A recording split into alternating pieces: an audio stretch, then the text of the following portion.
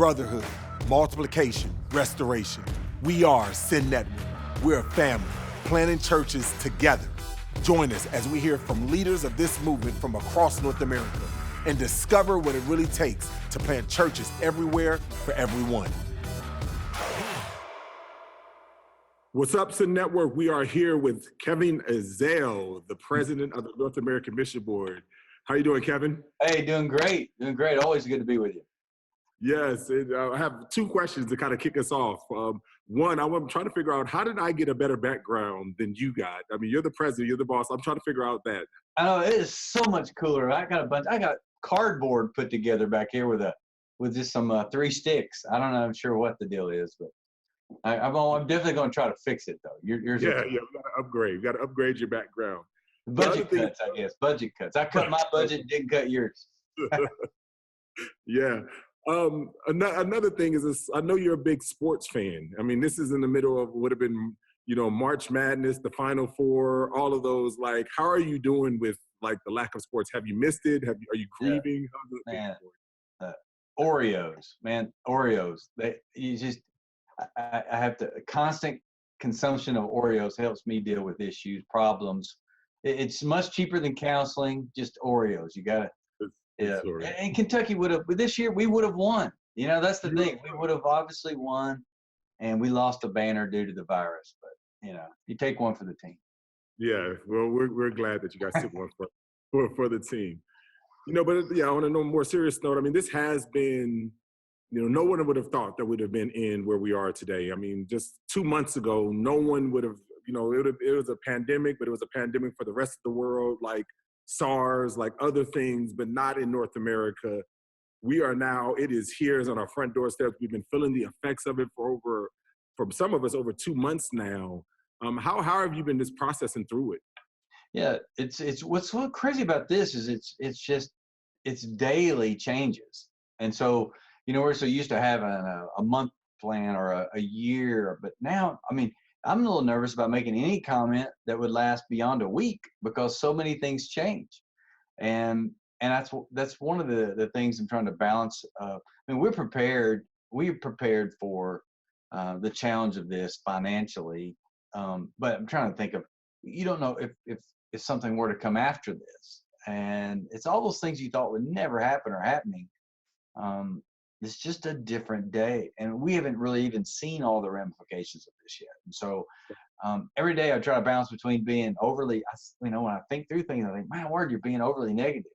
But then I'm trying to think that, or am I being overly realistic? So it's a constant battle every day.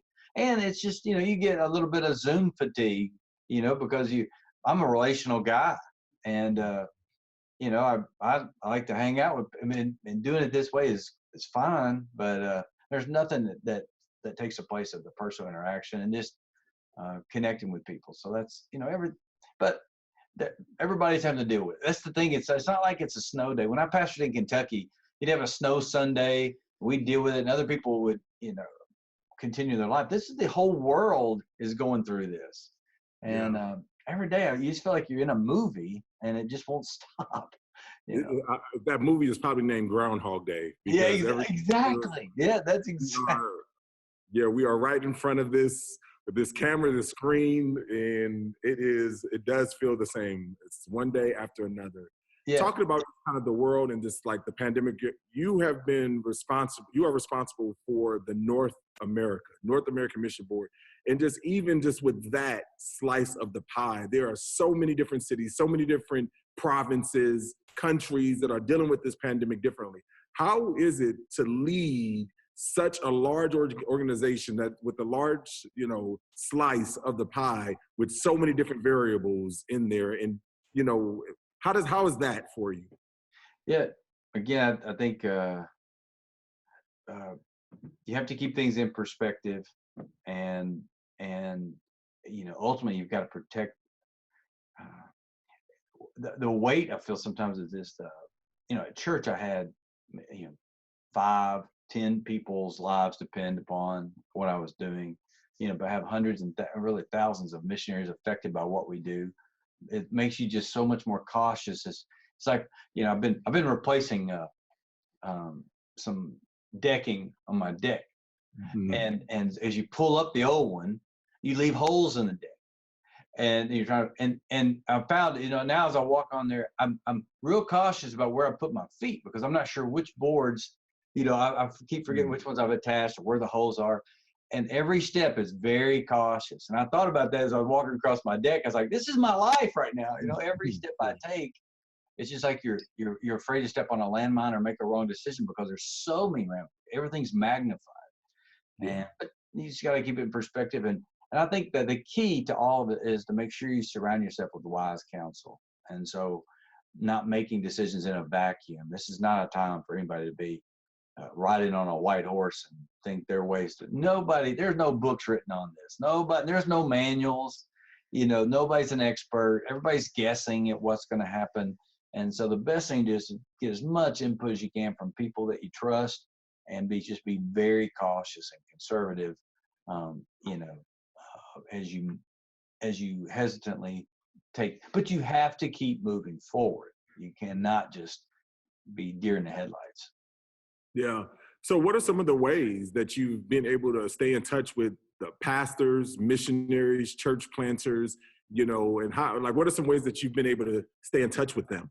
Yeah. Well, I do this every day anyway. I use today I had about 45-minute from where I was drive, and I just stay on the phone constantly and do Zoom calls. I'm talking to Kentucky pastors today at 2. I was talking to Hawaii pastors the other day at 6 at night, and Denver pastors. And so, the thing is, we're kind of become Zoomaholics here, but at the same time, we can be very effective. I've talked to hundreds and hundreds of people and haven't moved, hadn't spent a dime at Delta, and so it's been very effective in a sense. It's forced that, and kind of a healthy thing that way. But there's just no other way to do it right now. You just have to, and it's one of those things that's not about, I know we talk about getting tired of doing things this way. We may be, but we just got to put our big boy pants on and do it anyway, because I'm talking to Kentucky pastors at 2:30 today. It's the first time I've talked to the Kentucky pastors, but there's a 60th Zoom conference with pastors I've probably had. And, just making the very most. But what's also interesting is I've met more of my neighbors in the last 3 weeks than I've met in the last 3 years. Yeah. Now that's on me. No, but I think that is so real, and that's kind of where people are always trying to predict the future and say, what's the new normal going to be like? What's the new normal? And even you just mentioned it now, just the tension between, there's certain things that you stumbled on as has been more effective, and there's certain things that just kind of the normality of being able to touch and reach out to someone. I mean, how do you feel as we go into this? Because this is probably going to be, until we have a vaccine, a year beyond, what do you feel like the new normal is going to be for you, and as you continue to care for such a wide swath of pastors, planters, missionaries? Well, I think, when it comes to travel and some of the ways we do things, we've talked about how we train people and doing these things virtually. This has stressed us so far. I love the story about, there's a 70-year-old pastor in Kentucky, bivocational. I keep using Kentucky illustrations, but bivocational pastor in his 70s, hated social media, didn't have any social media, but he couldn't pastor his church. He couldn't preach. He only had 25 people on average. But his granddaughter says, "Papa, you need to use FaceTime Live, Facebook Live." And so she taught him how to do that, and he had his service on Facebook Live, and they had over 70 show up. And he was like, "My word, where's this been all my life?" And so what I love about it is it has, exponentially moved us forward with people. The amount of churches that went to online giving. My word, that capability has been there for years. But thousands upon thousands have upgraded themselves. They've gone from the 8-track to the CD really fast. We just got to get it up to the digital download. And that's the thing about crisis. It's a horrible thing to go through, but it also is an opportunity to really expand and to make some changes. And even leaders in every area, it gives you some smoke cover to make some changes you needed to make and move at a much more rapid pace on some of that than before. Yeah, one of the themes that we've been championing in the Send Network is that the mission still moves forward. We're actually next month going to be doing an online gathering for pastors and planners to kind of talk about that and encourage us about the mission moves forward. How do you feel like we can continue to encourage all of our missionaries in that way, at the same time maintaining and making sure that they're safe, and that, but also calling them to continue to be on mission? Yeah. Well, I think we're going to have to do exactly what you said, do the virtual online, and we're going to have to be better at it. You know, I think some of the things we're learning is we monitor when we do these things. We monitor how many show up. We had over 2,000 watch a Who's Your One virtual tour type of a thing. But we also saw that the average person stays on there, you know, a much shorter amount of time. You know, the nice thing about virtual, even my pastor on Sunday, you know, I mean, his sermon was good, but, you know, I got up, went to the refrigerator, got some drink, and he came back, and it's, you know, it's not a bad way to listen. I listen better if I can move around. And so I think these 15-minute sound bites is what you have on these things, instead of, you know, trying to do an hour long something. We just got to think of different ways to keep people's attention, because it is, you know, it is, that's the reason I have commercial breaks, is one, to pay for the thing, and then to give people a break. And we're just going to have to do things different. Sitting down for an hour, you know, on these type of things, that's not realistic, I don't think. We got to do it in smaller sound bites and just be better at it. Yeah, people are not as courteous when they're on the screen watching you as they are when they're in the pulpit. Well, yeah, you know? And the nice thing is you've got a pause button, you know? Yeah. And that's where they can pause, go back and listen to it. And that is something that, you know, we may not like it, but we have a part of what we do at NAMB that's specifically focused to bivocational pastors. We've probably never done a better job of connecting to bivocational. We had 5,000 bivocational pastors watch a particular resource we had in the last 2 weeks. And that's because it was online. They could do it anytime they wanted to, when they got home late after working a long day.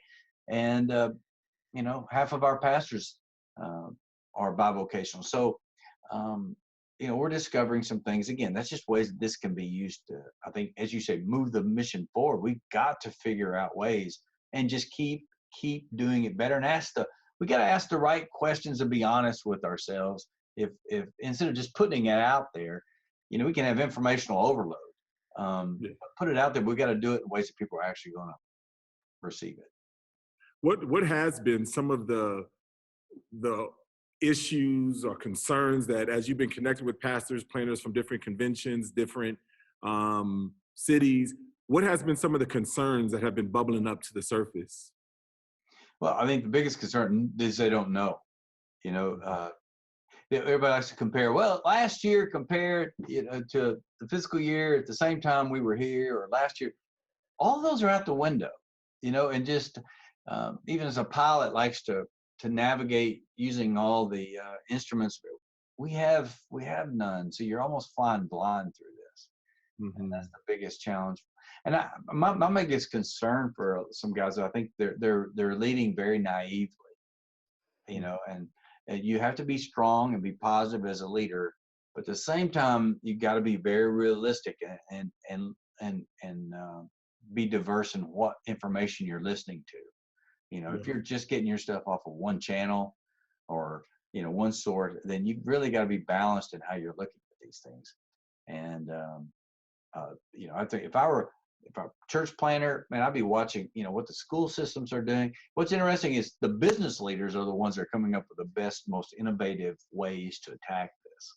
And, you know, you can blame the government, I'm telling you, there are people being innovative that you just got to keep your eyes on and be very, you know, just have a lot of inputs as far as information.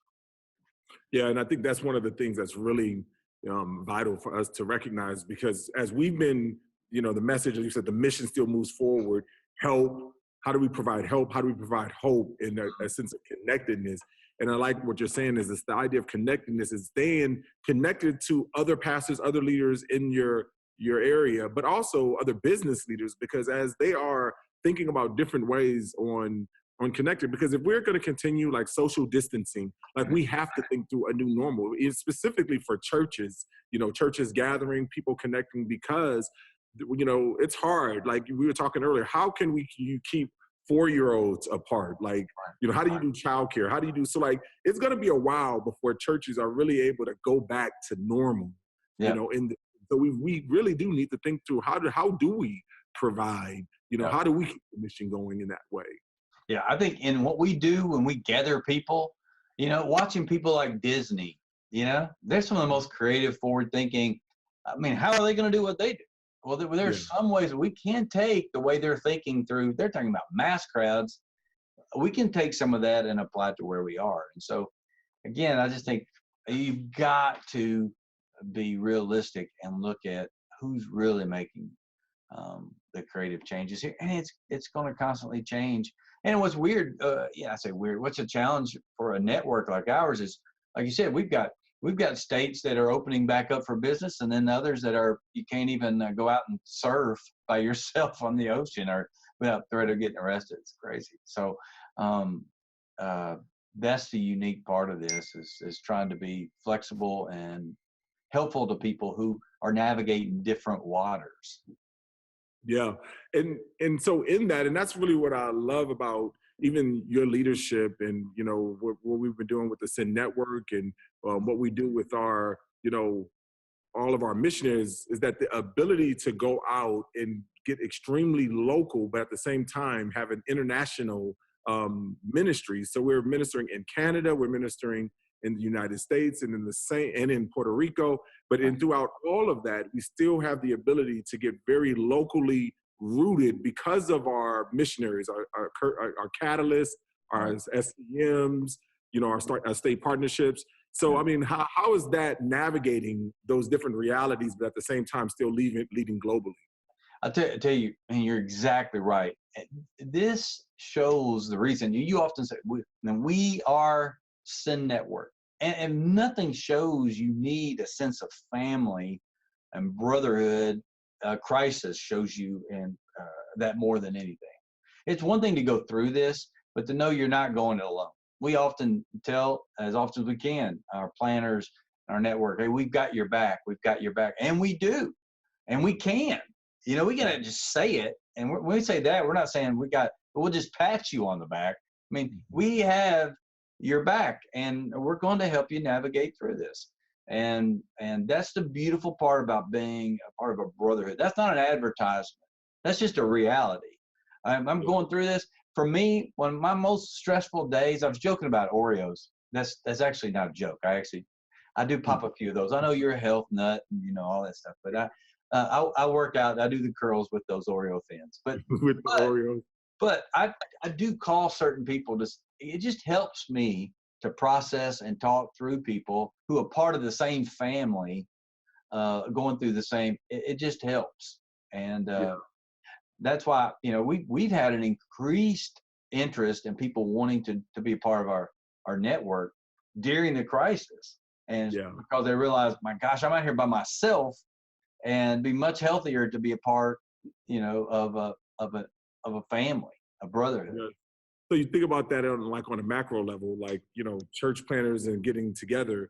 But what about even on the micro level when you have these church planning families, and so many have been adversely affected because of the corona pandemic? So we have some spouses that have been left off. Talk a little bit about church planning families and how we've connected and, and just what we're doing about that. Yeah. And again, a lot of that's been done virtual, but that's what's the beauty of it. When I was talking to last night they had a planner wives in Pittsburgh, and then I could go all over the country where they're doing such a great job just connecting and identifying needs. I mean, right now, we have a missionary in Baltimore whose daughter is fighting leukemia, and you got people in California helping and encouraging them, and then they do it locally, but at the same time, the beauty of the local and the national. We're able to all jump in and help in ways that otherwise you never could. So to me, that's been the blessing of this, how, these city teams and having such a sense of focus in the cities and a sense of brotherhood. Now, it's like anything else. Some cities do it better than others. But I think even the ones that aren't doing as well are seeing the need to ramp that up and to up their game, so to speak. And this we have a chance now in the midst of this to draw us closer. That what would have taken maybe years may only take months now, as far as getting so close because of what we're going through. And just like I said with my neighbors, same thing with other planters, what may have taken you years to really connect with some guys, now going through this, once you've gone through a war, you've been in a bunker with somebody, I'm told, soldier, and there is a brotherhood you have there because you've gone through the battle together. We're all doing that. And this is a great chance to, when we say brotherhood, we really know what it means because we've gone through something like this. Yeah, that's really good.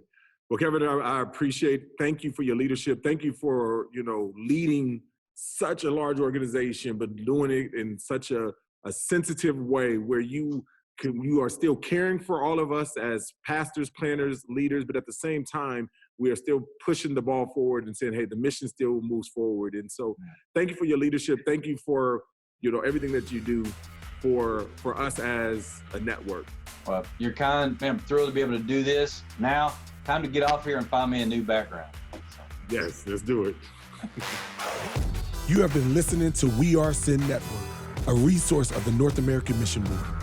For more information about today's podcast and other relevant resources, visit sendnetwork.com.